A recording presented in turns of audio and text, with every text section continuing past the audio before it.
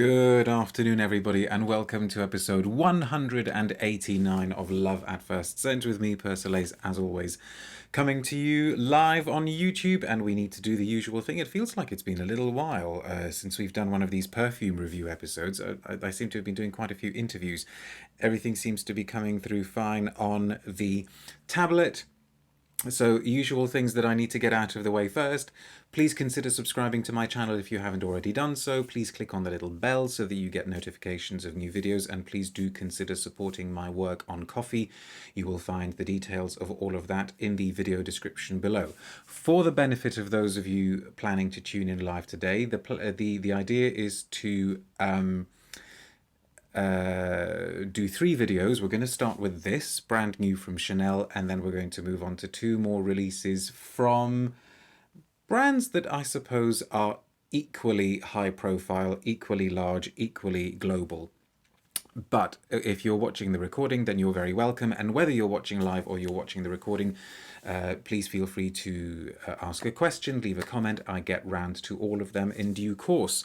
First comment today goes to We Are Sentient saying, is Persolaise polishing off some pre-show cake? I hope so. Why? Was that a reference to? I don't get that. And Tushara says, hi from Colombo, Sri Lanka. Hello to you, Tushara. We're on the 3rd, it's the 3rd of May today, isn't it? I'm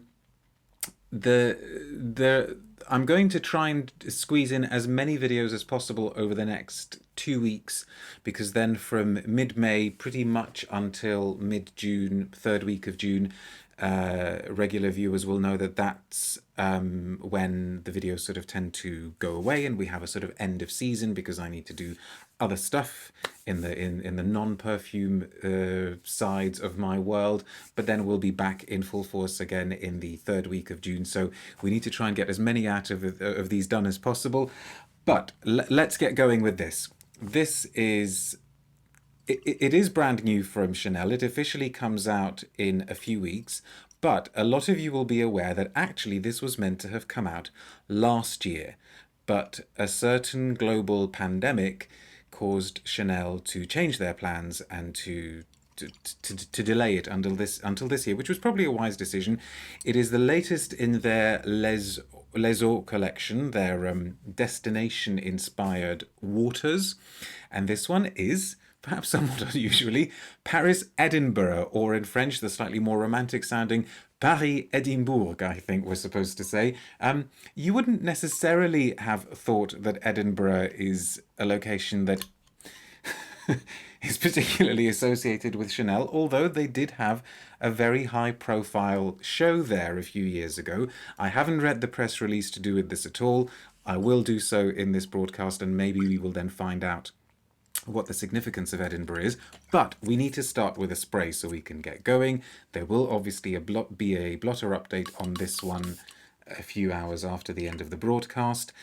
This isn't the first time I'm smelling this. Yura says, get your kilt on. Well, I am. Let's pretend I'm wearing a kilt. I am wearing a kilt right now for this episode, and it's oh gosh, what a fetching tartan I see there. Is the juice colour green or grey? Good question, Tushara. I think we would have to go for green. The colours don't always transfer well on these live videos, do they? But maybe if I hold it up against that, yeah, you'll sort of see that better there. It is a mossy green. And I think that tells you probably the main thing you need to know to start with about this scent. But like I was saying, I have not only smelt it before, but also actually worn it a few times already, because I am very, very taken with this one. What do we get straight off? You immediately get a sense that this is going to be what it is, which is a sort of citrus-chypres, very much in the vein of Clarence's Eau Dynamisante, which of course is also not dissimilar to Chanel's own Cristal. But whereas Cristal is beautifully brittle and delicate and cold, but in a complementary way, I mean cold, this one starts off very, very outdoorsy. This is really, really beautifully, gorgeously windswept. Please have oak moss. Did I hear chypre, says Eura. Well, you may be interested to know that the usual suspect of, you know, what is it, Evernia prunastri, the oak moss, the proper Latin name for oak moss, is not listed in the ingredients, embossed ingredient list on the back, but that only probably means that it hasn't been used over a certain level. It may not be in here. What you get though is, I've never been to Scotland. I would very much like to see Edinburgh one day. Whenever we have a chance to travel, we tend to go sort of far away to other countries as opposed to sticking to this country. Although who knows, maybe in a few weeks' time or a few months' time when people are watching this, Scotland will be its own different, separate country. I mean, I know it is a different country, but you know what I mean. Maybe it'll have independence. But you imagine the sort of wild outdoorsiness of the Highlands to smell a little bit like this. And again, people watching in Scotland will probably be jumping to correct me because I know that, or at least as far as I'm aware, Edinburgh doesn't count as being part of the Highlands. You're shouting freedom. Do not do Braveheart references. That is not one of my favourite films, as people who know me will know. But this is herbs and grass and dried twigs and forest floors and mosses and sea spray crashing on rocks. It's very, very, very convincing as a kind of gently marine but mostly citrusy chypre. Does it bear resemblance with any of the other les eaux, or is it more number 19? Good question, says David, and thank you for actually bringing the other ones in, because we need to put this in a little bit of context. So the les eaux came out, what was it, 3 years ago, and there was a trio. So we had one which was, people can correct me if I'm wrong here, we had a Biarritz, we had a Deauville, and we had a Venice. And I remember being quite taken with particularly Biarritz, Deauville, maybe not so much Venice. And then, was it a year after that, we had the Riviera one, thank you David, which was probably the sort of least interesting in a way. It was just a very, very pleasant citrusy cologne type scent, and I suppose by that stage we were thinking, oh well, maybe these aren't going to be especially compelling or different or unusual, even though I think I'm right in saying Biarritz was a very, very interesting modern take on Lily of the Valley. I would need to check my notes because I can't remember whether it was Biarritz or Deauville which way around it went, although both of them were pretty good. But this one kind of puts things back on fine Chanel form. And Olivier Polge is obviously having a very, very creative streak at the moment, because the last exclusive that he gave us, the Le Lion de Chanel, which I reviewed a little while ago as well, is probably one of the best Chanels we've had ever, and easily one of the best ones of this century. Right, so David is saying Biarritz is Lily of the Valley and Deauville is Basil. Thank you very much. And this gets high marks as well. Some comments coming from you. Andy says, hello from Edinburgh. Well, fantastic. I've been waiting this perfume and it sounds wonderful. You should be able to try it in a few weeks' time. Liz says, Highlands means picnics on beaches wrapped in macks and sweaters to me. I might like this. Well, it is suitably outdoorsy and coldly refreshing. Which is why I think a lot of people will really enjoy wearing it on, if we ever get any hotter days in this country. Right, let's just look at the press release, because Chanel press releases are usually worth going through. What have we got here? It all began with a desire. In 2018, Les Eaux de Chanel introduced a new olfactory world to the fragrances of the house, a singular collection inspired by Mademoiselle's favourite places. Okay, well, I don't think we need to read all about that. And so now we have a fifth olfactory journey, Paris-Edinbourg, or Paris-Edimbourg. Where can we actually get to a bit of this that talks about the this specific one? Here we go. Okay, so what's the significance? The year is 1924. Gabrielle Chanel discovered Scotland through the Duke of Westminster, with whom she had a love affair. surprise, surprise, until 1930. Far from the society life, she sought refuge in this wild and majestic countryside, bathed in an intensely white light. Revitalized by the endless expanses of green, I should have said green actually, I said grass.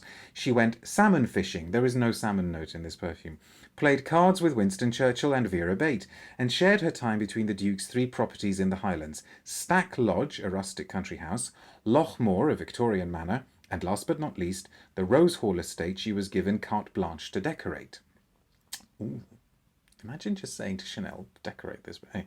The clothing worn by the British aristocracy during their outdoor leisure pursuits became sources of inspiration. Fair Isle sweaters with multicoloured geometric patterns, tartan, like the kilt I'm wearing now, wool berets and tweed jackets were all practical garments that satisfied her taste for elegance and comfort. She reinterpreted them endlessly in her creations to the extent that they have become emblems of the Chanel style. So actually, we've got Scotland to blame them, have we? Onto the perfume, both fresh and woody. Quite right, Monsieur Polge, I didn't say woody, did I? Paris-Edimbourg could be the fragrance of a tweed jacket borrowed from the men's wardrobe that was such an inspiration to Gabrielle Chanel. And I suppose you could say it's a kind of more masculine-leaning cross between Eau de Namizante and Cristal. It is as good as that sounds. It is definitely needs to be on your must-try list. But the one thing that you shouldn't expect from it is a huge amount of longevity, because it is an eau, right? And it is an eau de toilette. So, immersed in the grand and mysterious Scottish countryside, Olivier Polge was struck by two characteristic odours: the gripping and icy juniper berry and the peaty wood. This charging light and the tension between incisive freshness and warm shadows spurred the idea of an eau with the power of aromatic plants, in the tradition of British men's colognes. Totally agree so far. He highlighted the lively and distinctive notes of juniper berry and cypress, added a hint of lavender, then chose cedar for its enveloping comfort, and vetiver, I saw somebody was asking vetiver just now, for its peaty and slightly smoky accents. Lastly, since the harshness of the land influences the way of life, he warmed the scent with notes of vanilla and musk. And so, Paris-Edimbourg, the earthiest, most androgynous and woodiest of the Les Eaux de Chanel, became a reality. Earthiest, most androgynous and woodiest. Earthiest I would agree with, but most androgynous, I mean, I like the fact that they're all quite androgynous. If anything, this is actually, like I said, going a little bit more traditionally masculine. Behind its apparent coolness, it unfurls warm and soothing tones that transport us with a single spray. Okay, distinctly refined. It could be the fragrance of a tweed jacket borrowed from the men's wardrobe that was such an inspiration. Okay, we've said that, explains Olivier Polge. Like the scent of a stroll through the countryside, it is steeped in the odours of the wild landscape. And then it just goes on to talk about the bottle. So a commendably prosaic press release, and I think I agree with just about everything on it. What comments have we got from all of you, by the way? Is there a vetiver note? Well, Andy said, well, it's not a vetiver scent, okay? So if there is vetiver in here, it's just adding a hint of warmth, a hint of earthiness, but you don't get that kind of you don't get that sort of licorice smokiness that you would associate from an all-out vetiver scent. Nice press release, says Yura. Yeah, I think so as well. I like the ones that just get to the point. Sounds quite boring, but that's okay for me, says Andy. Do you mean the press release or the perfume? And David was saying, I think there have been very many marine ozonic releases lately. Louis Vuitton on the beach, Dior Eden Rock, and now this Chanel. You may be right. I'm hoping to get a sample of the Dior soon. But yes, you're right. What I have heard about it so far suggests that it's a sort of marine floral. So, thumbs up from me. Doesn't reinvent any perfumery wheels. Some people, I suppose, will talk about it, complain about it not lasting very long, but you know that's not what you're getting with Les Eaux. You're getting slightly more concentrated colognes, I think. And as I say, I have very much enjoyed reaching for this one. Andy says, when is it released, Mr. P? As far as I know, definitely before the end of May. I think in the next fortnight or so, but probably more information on it will start appearing online soon. So we're done with this one. Blotter update coming soon. And in a couple of minutes, for those of you watching live, we are going to be back with another newish release. See you in a bit. Bye.